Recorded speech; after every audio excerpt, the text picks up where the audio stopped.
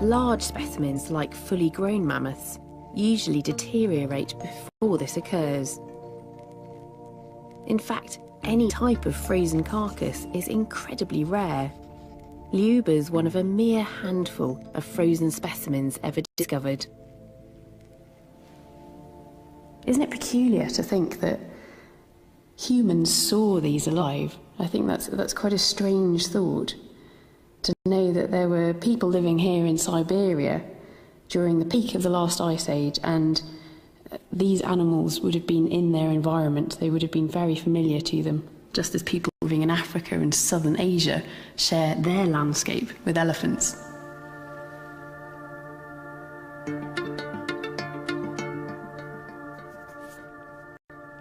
Our relationship with mammoths dates back to the early days of modern humans in Europe.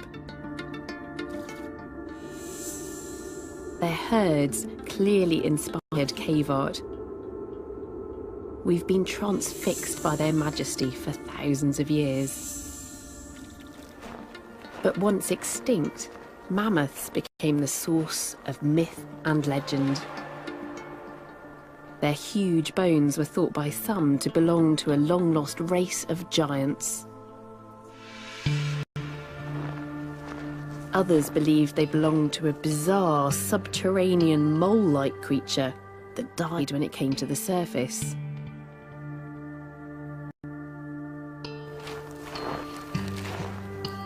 The name mammoth comes from an ancient Russian word mamont, meaning earthhorn, used to describe the animal's tusks.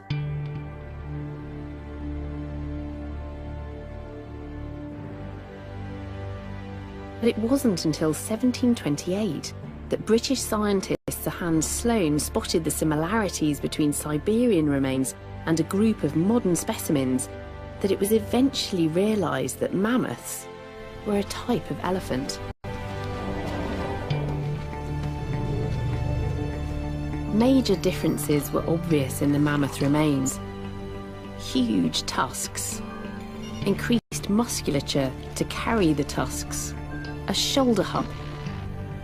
The big question was how and why such an animal came to live in the extremes of the Northern Hemisphere.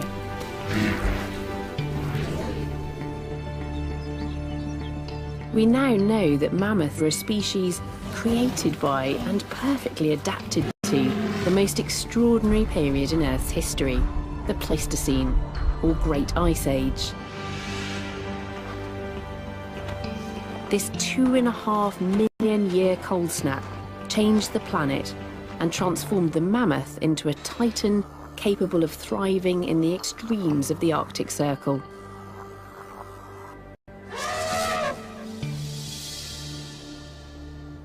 That change occurred in a blink of evolutionary time and was driven by a perfect storm of exceptional events on a planetary scale. For millions of years, Antarctica had been drifting southwards to its current position, sending the southern hemisphere into a deep freeze. And South America was charging northwards. It crashed into North America, and this altered the ocean currents and gave birth to the Gulf Stream. And the knock-on effect of that was increased precipitation in the Northern Hemisphere, which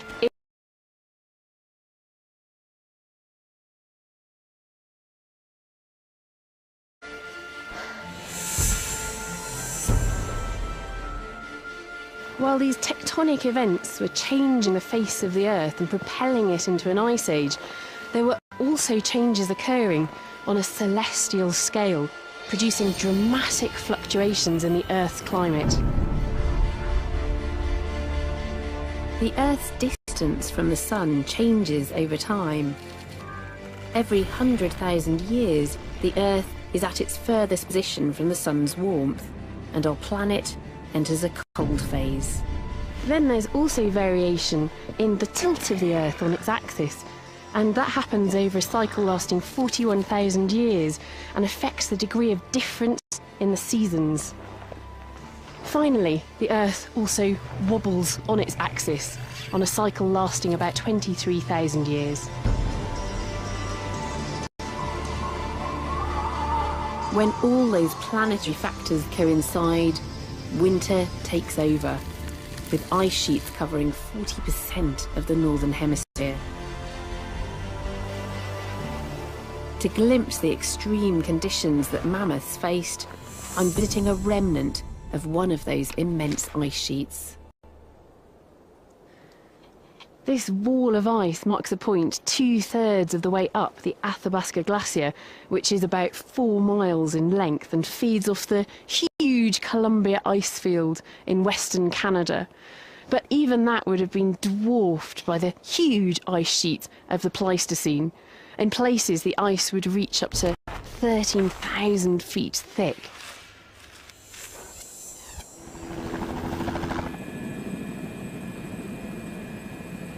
These glaciers are really beautiful, really craggy. You look down into the crevasses and they're deep blue inside.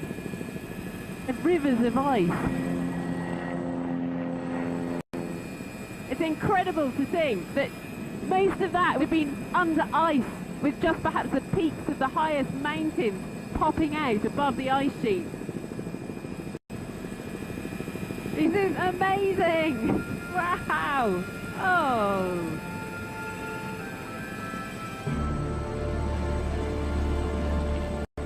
The ice sheets locked in so much water that they created cloudless blue skies. At latitudes below the ice, this provided perfect growing conditions for shrubs and grasses, creating a vast grassland known as the Mammoth Steppe. The steppe proved to be a massive untapped food supply for any animal able to adapt to eating its plants.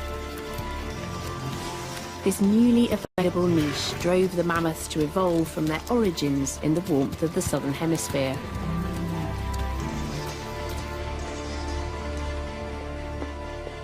At London's Natural History Museum, Professor Adrian Lister has traced those origins through his collection of bones, tusks, and in particular teeth. What we've got here is the lower jaw or mandible of a very early mammoth. So here's the jawbone, and this is a kind of molar tooth that is adapted for eating plant matter, as all elephants and mammoths do. And by counting the number of enamel ridges in this tooth, this one's got about 10, we get an idea of what kind of plant food these animals ate. This one would suggest that this creature was eating the leaves of trees and shrubs, quite soft vegetation. Teeth like this show that mammoths shared a common ancestor with living elephants about 6 million years ago. Over the next 3 million years, mammoths separated into different species as they moved north from their southern African origins. It was the early mammoths that grew truly huge, some standing over 4 meters tall at the shoulder and weighing twice as much as an African bull elephant. From about 3 million years ago, we pick up the first remains of the mammoth line out of Africa, north of Africa. As they moved through the Middle East and into Eurasia, mammoths evolved very quickly. Adapting to the cooling conditions, their tails and ears shrank to conserve heat. Woolly mammoths eventually ended up the same size as Asian elephants. Just like elephants, they probably spent most of their day eating, but the plants of the steppe were far tougher than those available in the tropics. Mammoths had 4 molar teeth. To cope with the wear and tear caused by their new diet, these molars evolved to have more ridges and higher crowns than seen in their relatives. And so we have fossils like this molar from Siberia, and that is just about as far as it got. That's the limit. So you can see that there's about 26 of these enamel ridges. They're very closely packed. This is almost 100% grass eater, which is a late Pleistocene woolly mammoth. This is from the last ice age.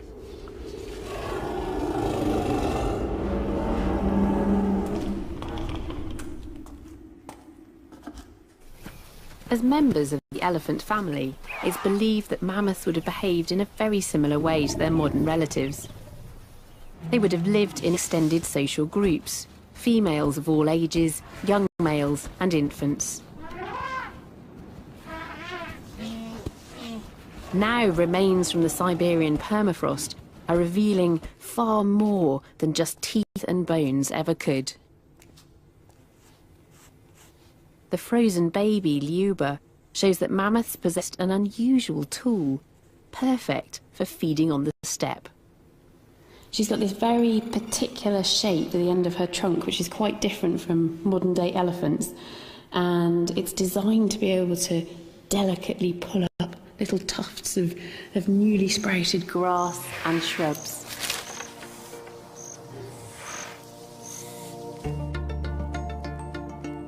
Because Lyuba is so well preserved, new scientific techniques have enabled us to examine her internal organs, revealing startling adaptations to the extremes of the Ice Age.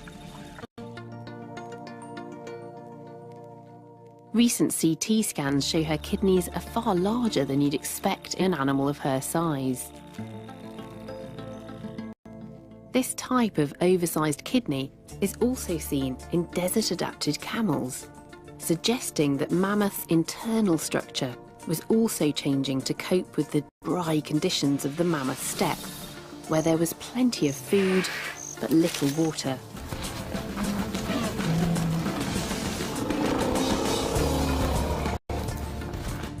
Frozen carcasses like Lyuba are revered by scientists as windows into the past.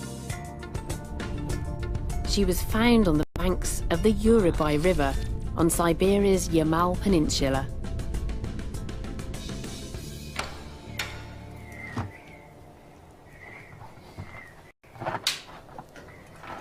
She was brought in from the cold by the French explorer Bernard Bouygues. He's hunted mammoth remains for over 20 years, amassing a huge collection, which he shares with scientists around the world. Here we have approximately 450 remains of different mammoths, yeah? But of course not 450 full carcass. But each bone can tell you the story of the animal. So we can say that here we store around 450 mammoths.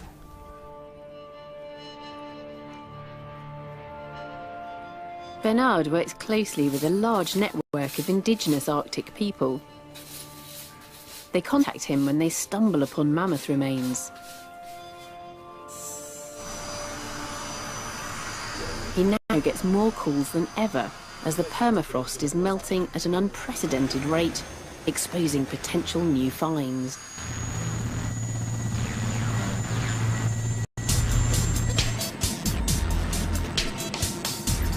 A brief window of fine weather bathes the Arctic in round-the-clock sunlight each summer. It's the perfect time for me to join him as he makes camp and starts a new expedition following reports of a mammoth discovery. If true, it will further our understanding of these Ice Age titans. We're deep in the tundra here, about 200 miles north of any major town, and it's beautiful sunny weather at the moment, but it could turn at any point and the snow could return.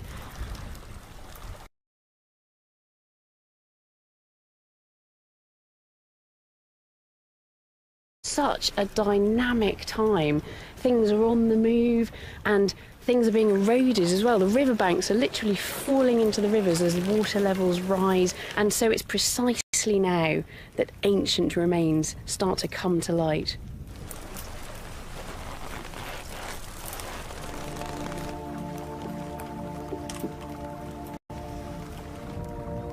Bernard's a member of the International Mammoth Committee, a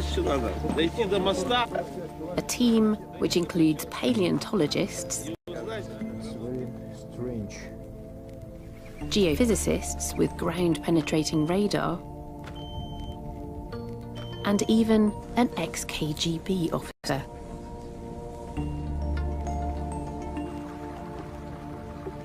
Professor Dan Fisher of Michigan University is the world's leading mammoth tusk expert. He visits the Arctic each year, and through analysing hundreds of tusks, he's developed an unrivalled understanding of the mammoth populations that once roamed here. So did tusks grow throughout the life of a mammoth? Do they actually represent a record of an entire lifetime? They do. That's one of the, I mean, just thinking of it sort of aesthetically, it's almost magical, but here these things are that do grow throughout life, that are virtual diaries. There are days represented, each day as a thin layer of dentin.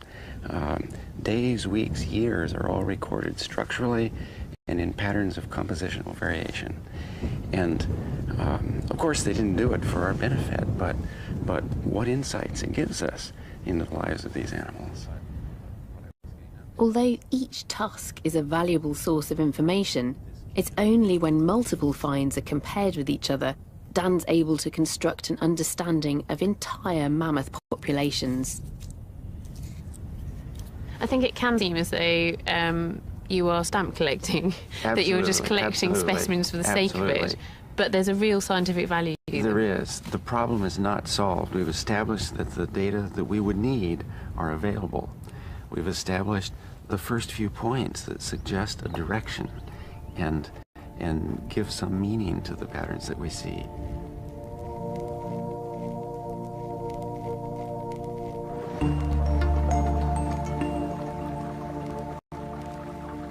Understanding mammoths takes more than museum work and textbooks.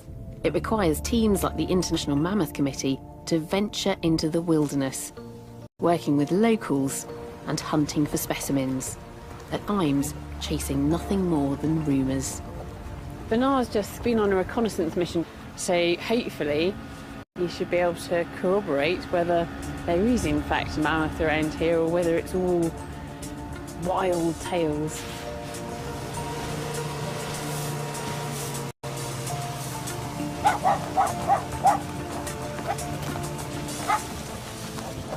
Welcome back, welcome back. So, Bernard, how did it go? Difficult to say. Do you know how fast the things are changing? Yeah. Yeah. So some days ago it was under ice, and today and tomorrow I don't know. We'll see what will happen. Have you been able to speak to anybody that's actually seen it? No, because it's a little bit secret. Yeah, you know, right. the one who knows about the mammoth don't tell to anybody, and we'll speak about that. But I see that you are very impatient, and I'm excited to get there and have a look. I'm also.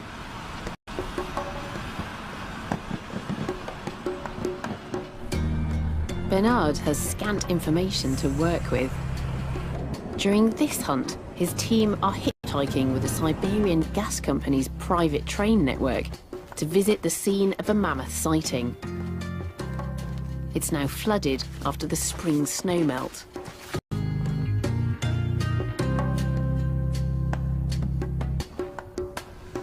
The location is quite big, yeah? It is a large lake. Like, and do you think the mammoth is where in relation to the lake then? Because it's a big lake. It's difficult to know. It can be in the middle of the lake, it can be on this side. I hope it's not in the middle of the lake. Yeah, it can be.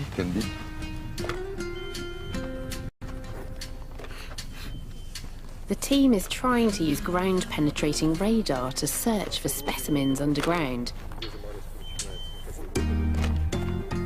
Here they work for days in an effort to find one of the rarest of all prehistoric riches, a frozen carcass.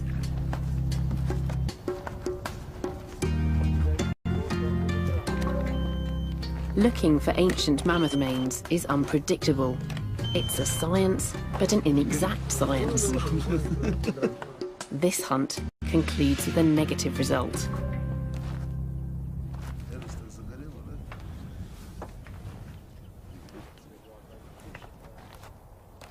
I am a little bit frustrated, but just now I need to keep in mind how to organize the next step for this mammoth, because I will not let him, let's say, alone, yeah? We need to take care of him, see what will happen during the summer. Yeah? Ej, Kirill, plachoj mužík, nie organizovat do konca naš expedic.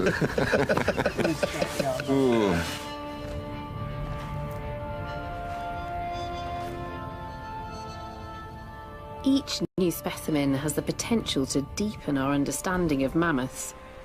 In many ways, we actually know more about mammoths than we do about many living species, enabling us to recreate how they would have lived on the Siberian plains. Much of that understanding has come from the recent advances in analysing mammoth tusks.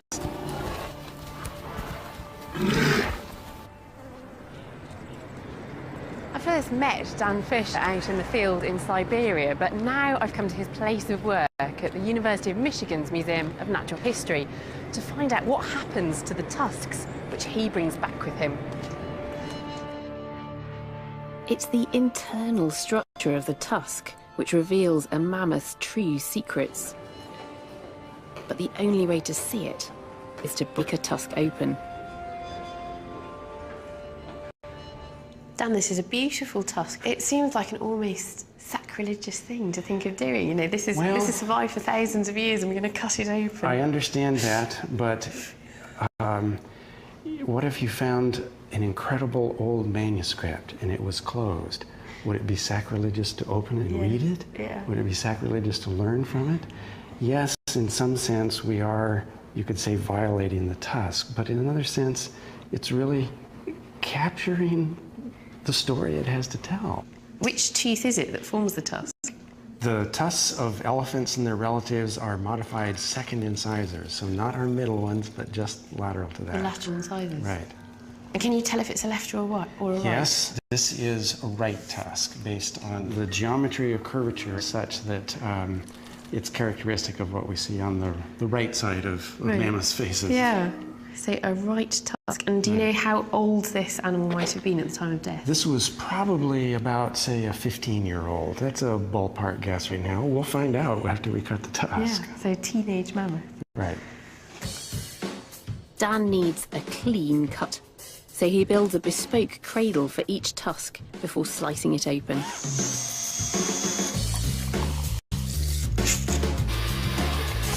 All right. The largest mammoth tusks ever found weighed almost 120 kilograms each, far more than an average adult man. Both male and female mammoths possessed large tusks, and it seems that the weight of carrying such huge objects required them to have larger neck and shoulder muscles than we see in modern elephants.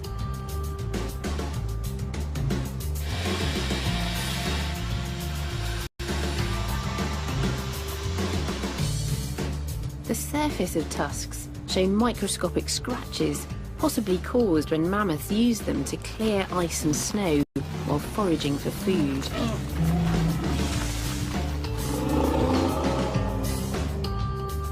And polished areas indicate they may have favoured one of their tusks for resting their trunks on.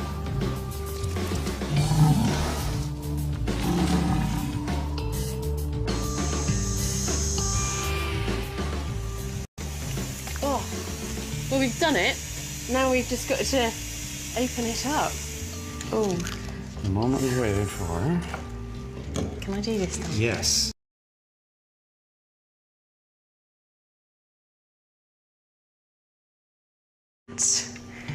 That's beautiful. It's gorgeous. So I can see a darker streak and a paler one and a darker one. So is that a year in this animal's life? That would be a year's, yes. The dark portions basically are winter, and so the light and dark together would make 1 year, and the next light and dark together the next year. So this is a record of an ancient winter. Right.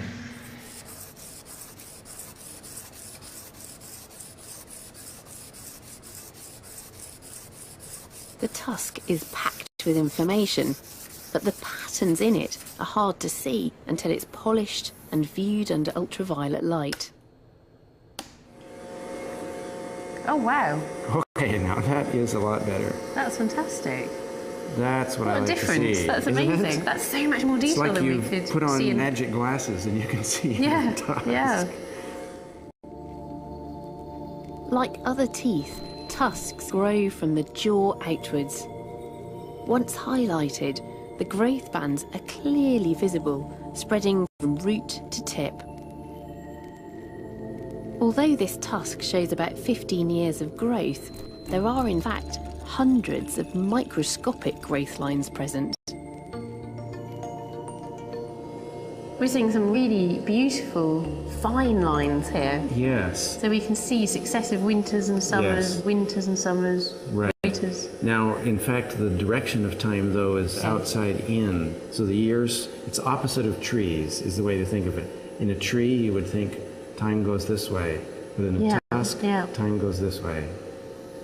And it is like looking at tree rings. You know, It we have is. these kind of yeah. annual cycles in tree Yeah. rings as well. Except that tusks have weeks and days, which trees don't have. That's fantastic. This is just incredible and very, very beautiful as well. Under this ultraviolet light, we can see this detail within the tusk that is a thing of great beauty, but underneath that beauty, inside that beauty, is this information about this mammoth's life. Drilling out tiny amounts of ivory from daily growth lines allows Dan's team to analyse chemical isotopes laid down on that day, painting a prehistoric picture of the animal's life with a level of detail that's not possible for any other extinct species. Oxygen isotopes from the water it drank reveal where the mammoth roamed throughout its life. Nitrogen isotopes reveal where a mammoth was getting its protein from. We can even pinpoint exactly when an infant was weaned from its mother's milk.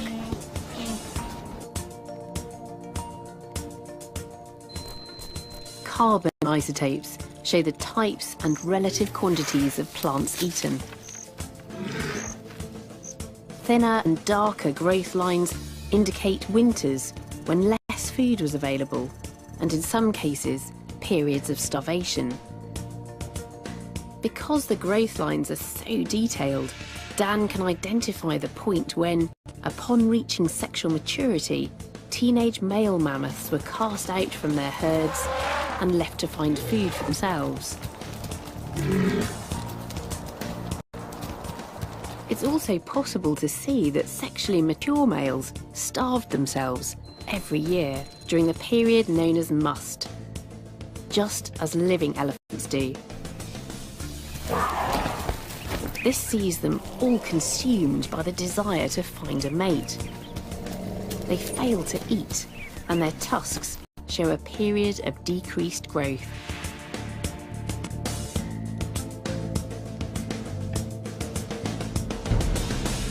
The tusks also bear witness to traumatic events, including the most spectacular of all sights, a battle between males competing for mating rights.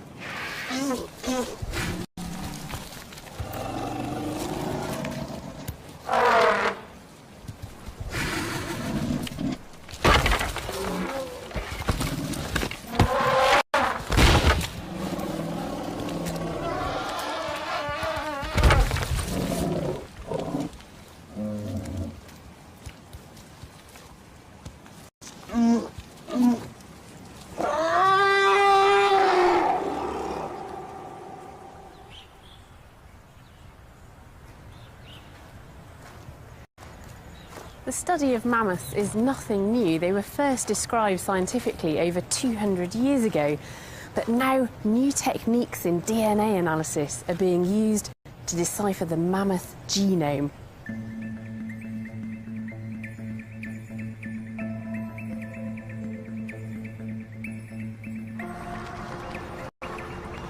Here at America's Penn State University, geneticist Stefan Schuster runs a team of DNA specialists who are using cutting-edge 21st century technology to analyse mammoth DNA. Their results are pushing our understanding of mammoths far beyond what was previously possible. How difficult is it to extract DNA from a mammoth? It's quite difficult because there's only tiny amounts of DNA left. At the same time, you need to imagine that all the bacteria that lived on that animal deposit their own DNA on top of the DNA coming from the animal. DNA contains the genetic instructions used in the development and functioning of all animals. but it deteriorates very quickly after death. In the case of long-dead mammoths, many of the remains recovered provide virtually no usable DNA, so Schuster uses the plentiful supply of mammoth hair as a source. So take me through the process of extracting DNA from a mammoth. It's actually quite surprising. It's not so unlike what you would do with your own hair. So first we wash it, we rinse it with water, we shampoo it, and in the end we even bleach it. Yeah. And then we use an enzyme to digest the hair shaft, and we release the mammoth DNA that's stored on the inside. Genetics labs commonly use bone as a source of ancient DNA. But frequently contaminated, mammoth bones often provide little usable DNA. Schuster's use of mammoth hair provides a surprisingly pure sample. In one instance, we were working on an individual that was 18,000 years old, and we could get more than 90% of mammoth DNA from it. And the oldest specimen that we sequenced was roughly 60,000 years old, and there we still get more than 50% that is endogenous mammoth DNA. Genetic analysis has dispelled a myth about the very source from whence this DNA comes: mammoth hair. Mammoths have traditionally been depicted as having orange-brown hair. It's now known that they possessed similar genes to humans for hair coloration. Theoretically, they could have been blonde, ginger, or brunette.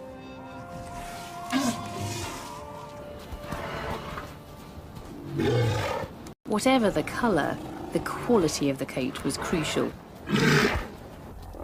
Like the Arctic muskox, mammoths sported double-layered coats. Short, dense, downy hairs next to the skin provided insulation. Long, shaggy guard hairs kept out the wind, rain and snow.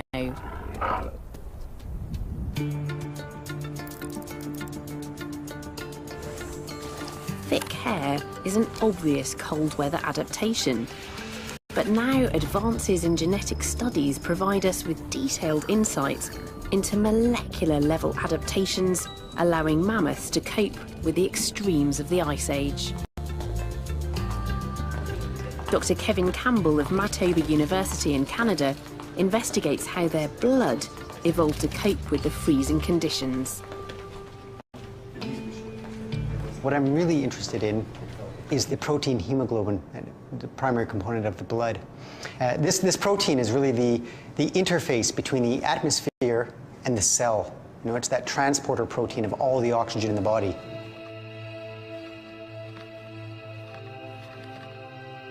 Kevin usually studies mice and how the hemoglobin in their blood delivers oxygen to their cells, especially in cold weather.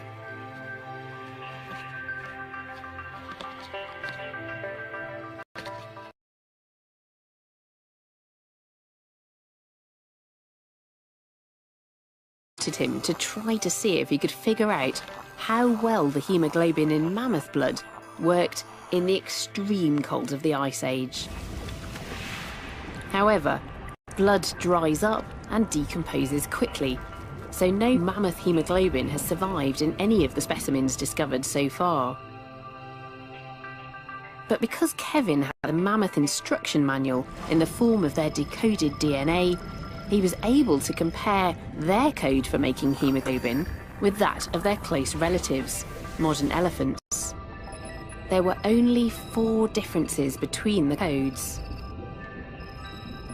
This enabled Kevin to use host bacteria to produce his very own protein based on modified elephant DNA. And effectively, we turned it into mammoth DNA, functional mammoth DNA. A functional protein that has been extinct for thousands of years. For thousands of years. A functional protein that hasn't existed in any animal for thousands of years. That's amazing. It's starting to sound a little bit like Jurassic Park. And it's not even just functional, it's authentic. This is, in essence, virtual time travel.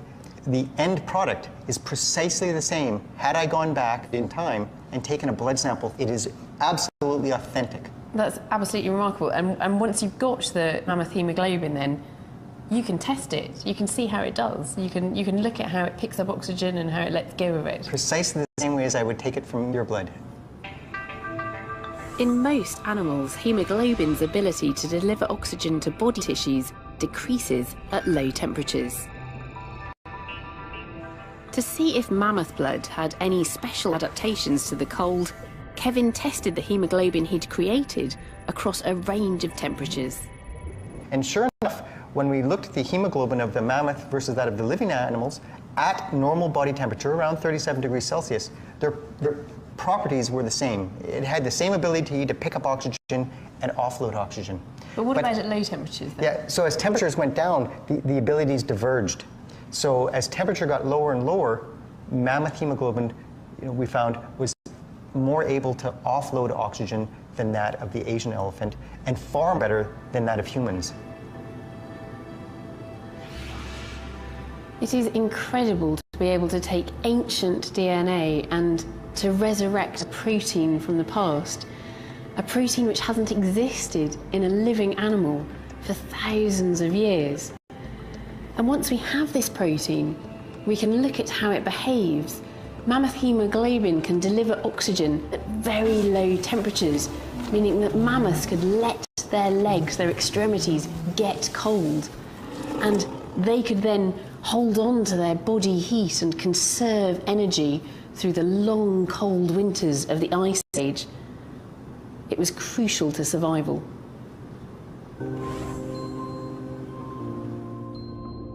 These new molecular level investigations are bringing the science fiction style possibility of cloning a mammoth ever closer. In the far east of Siberia, an incredible new discovery is being heralded as the holy grail of mammoth science. In the city of Yakutsk, members of the International Mammoth Committee have unearthed a completely intact frozen mammoth thigh bone.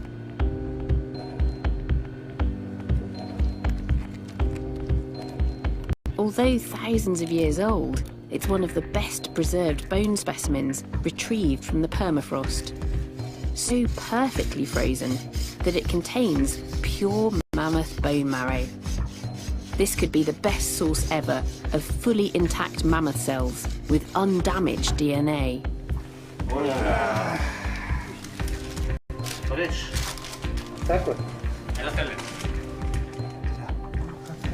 The marrow will be sent to a lab in Japan, where they will try to extract intact cell nuclei and insert them into a host elephant egg. If successful, scientists there predict that they will be able to clone a mammoth by using a female elephant as a surrogate mother within 5 years.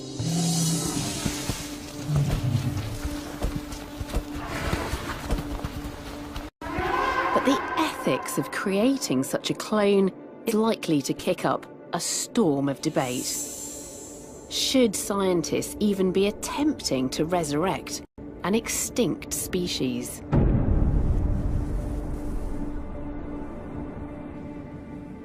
Rather than trying to clone a long-dead species, many scientists are far more eager to understand why the mammoths died out in the first place.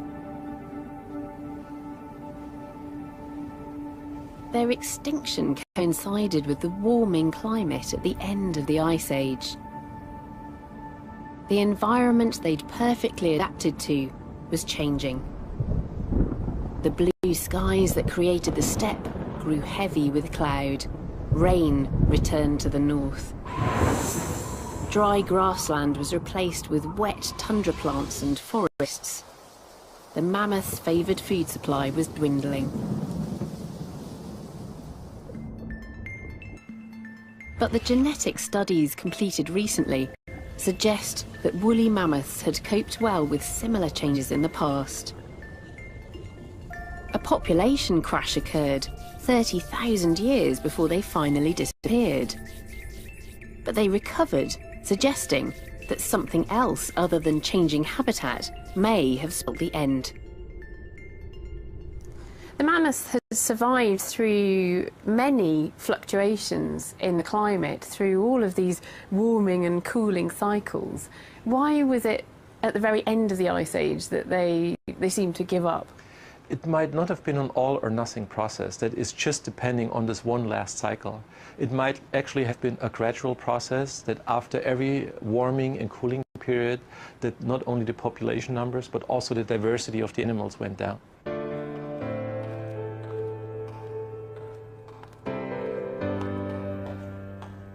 Professor Dan Fisher thinks he might now have the answer.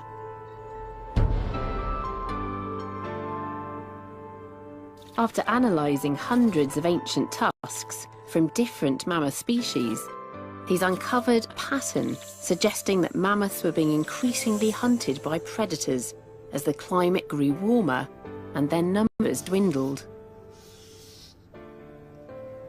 So you've obviously seen changes in lots of tusks that you think are evidence of predation pressure. So what are those changes? What was going on in these mammoth populations? The changes that we see that seem best explained by increases in predation pressure are things like maturation at a younger age, calving intervals, or intervals between calves and females that are, if anything, shorter.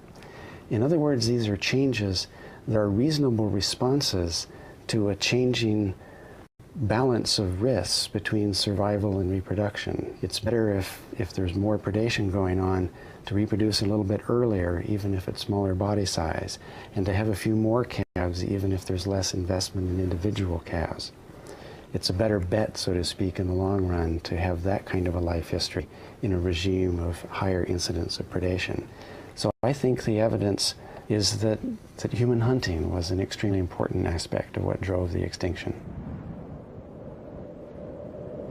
If Dan Fisher is right, it's a huge step forward in explaining mammoths' extinction. He's sure mammoths were maturing fast and having babies early towards the end of the Ice Age, a classic sign that they were being hunted. But in Siberia, the evidence that predation was by man is scarce.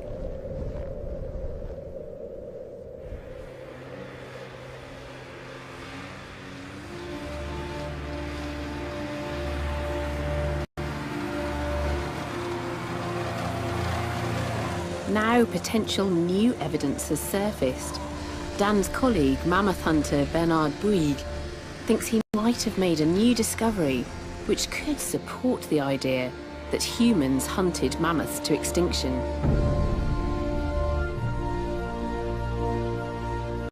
In a secret location on the very edges of the Arctic Ocean, thousands of miles away from where I first met him, he's recovered a new specimen, which was found frozen in the banks of a river.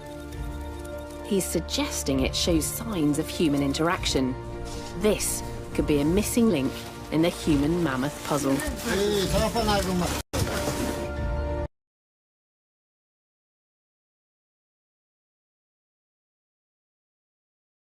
And fly back to Siberia to meet Bernard, who's transporting the mammoth across the frozen tundra.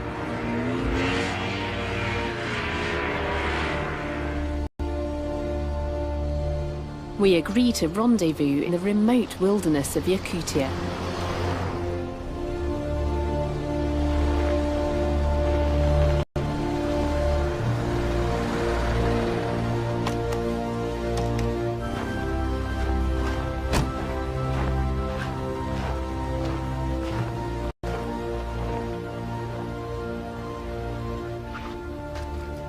Well, this is it. This is the rendezvous point. And I know that on their way, I can't hear anything yet, though.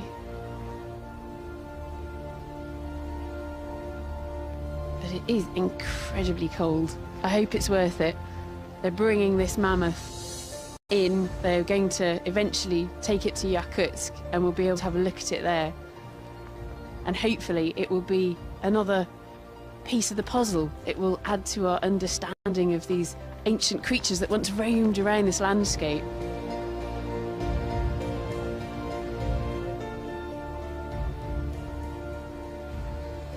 Oh, I think I can see them. You see the lights over there on the horizon? They've just crested the hill. Oh, this is fantastic. It's just so exciting.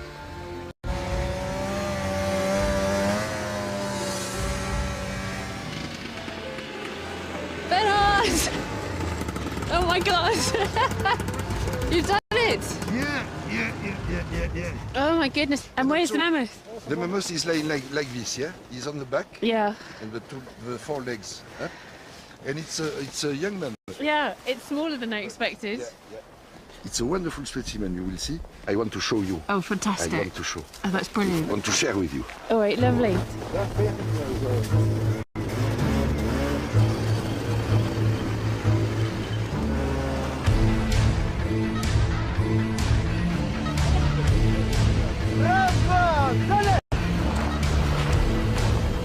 We board an ex-military transporter plane to travel a further 500 miles south, where we'll start the analysis of the mammoth in a permafrost ice cave.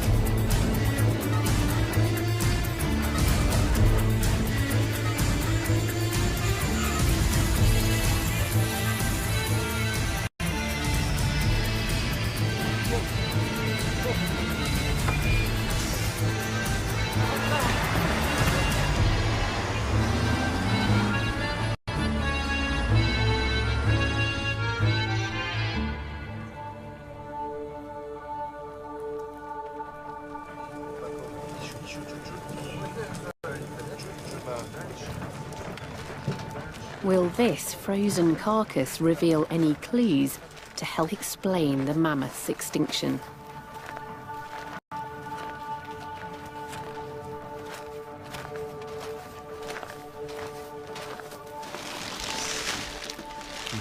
I can't wait to see it. It's travelled all this distance.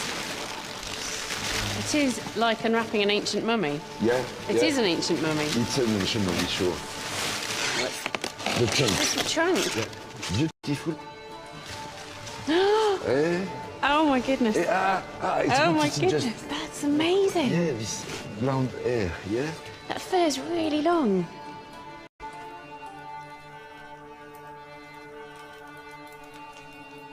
From its size, it looks as though this mammoth was about 3 or 4 years old when it died.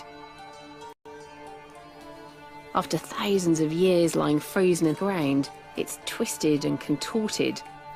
Now lying on its back, its head is flopped to one side and its legs stick up in the air. Its footpads and thick strawberry blonde hair are exquisitely preserved. I'm jealous. He has much more hair than me. Isn't it hard to believe that this is something which died so long ago? Yeah, I mean, no, it doesn't look like an animal which has been dead for thousands and thousands of years, an animal from the Ice Age. Yeah, cannot believe that it's more than 10,000 years old. It looks so fresh. So it looks fresh, almost yeah, alive. Yeah, It's- yeah. It is beautiful. It is beautiful. This specimen is also mysterious. We don't yet know if it's male or female, or when it died. But most mysterious of all are the signs of human interaction. It has 2 large cuts on its back, through which many of its bones have been removed, including its spine and skull. So this is very clearly not natural processes. This is absolutely human tampering. The really big question is, did this happen recently or did it happen in antiquity? For me, definitely it happened a long time ago. A long time ago, because recently, can you see, the skin is dry, yeah, mummified. I cannot see how it can be cut. Then it's not so easy to open it, and of course we need to work more on this. Yeah, but yeah, and this is a wonderful, wonderful thing, you know. It's an amazing specimen of a young mammoth, and this is just the beginning, isn't it? Because now the investigation will proceed, and we will find out as much as we possibly can about the life and the death of this animal and the way that humans interacted with it. Yeah, this is exciting. This is very, very exciting. Yeah.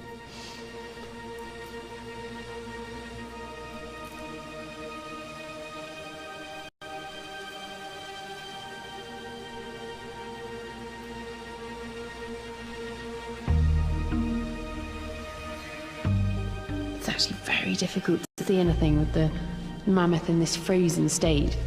The scientists are going to have to defrost it to get to the bottom of the story.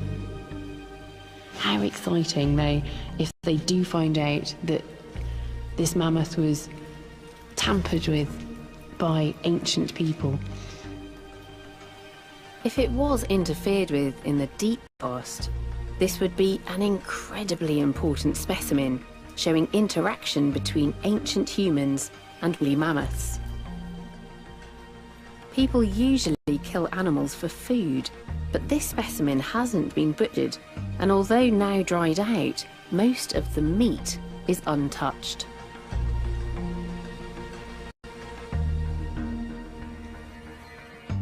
Humans have certainly interfered with this carcass. Bones have been removed and the tusks are missing. But for me, the big question is whether that happened very recently or in the deep past.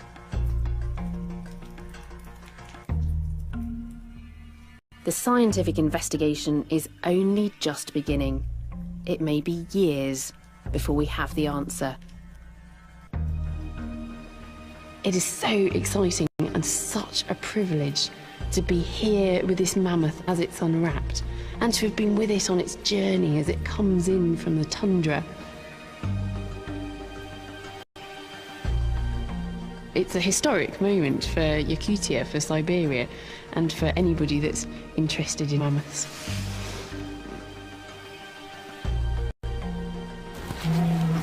Iconic and majestic, mammoths were once a mystery. Now we understand them better, we still revere them. Perfectly adapted on the inside and out, they withstood the extremes of the Arctic Ice Age, while few other animals could. Genetic and chemical analyses are revealing the secrets of their lifestyles. Long gone from our landscape, we're taking a step closer to bringing back these incredible beasts using the latest techniques in cloning. And this brand new discovery may well take us a step closer to